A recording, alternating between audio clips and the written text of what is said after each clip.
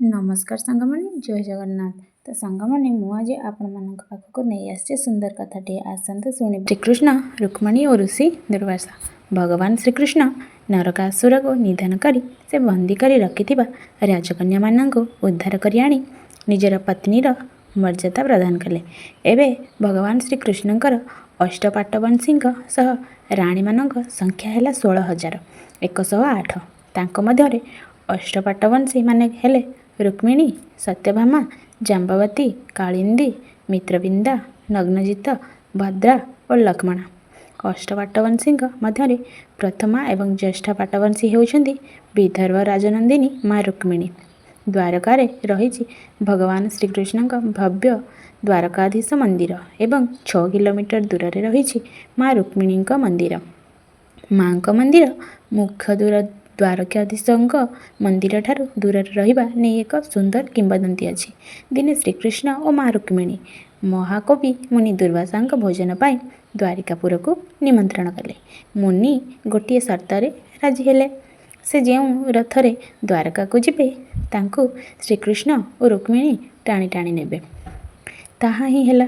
द्वारकार शुष्क टांगर भूमि रे माँ रुक्मिणी रथ को टाणी टाणी खूब क्लांत हो पड़े और तांको प्रबल तृष्णा हैला। से भगवान कृष्ण को पानी पीबार इच्छा प्रकट करते प्रभु तांको पाद आंगुठी को चापी भूमिर जल बाहर करी देवी रुक्मिणी को पीवा को देले।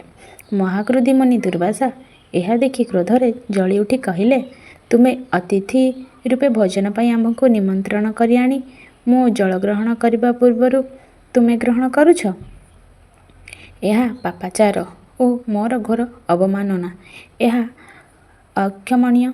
एणु तुमको अभिशाप देउछि, तुमर ए अंचल जलशून्य होइजिवो ओ 12 वर्ष जाए तुम्हें अलगा रहिबो। से दिन ठारू द्वारकार माँ रुक्मिणी मंदिर श्रीकृष्ण मंदिर ठारू अलगा हो रही। एठारे पानीय जलर घोर अभाव परिलक्षित हुए।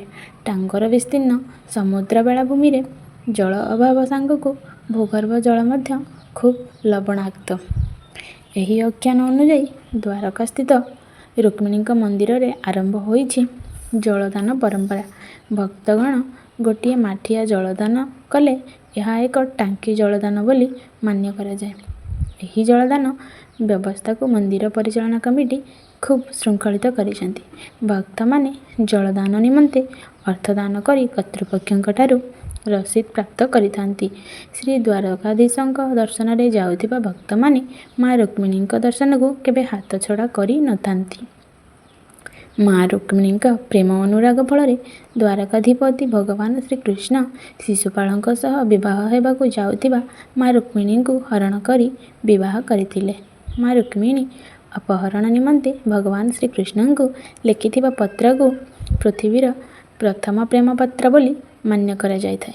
श्रीमद् भागवत महापुराण रे 7टी श्लोक रे माँ रुक्मिणी सही पत्र वर्णित होइछि।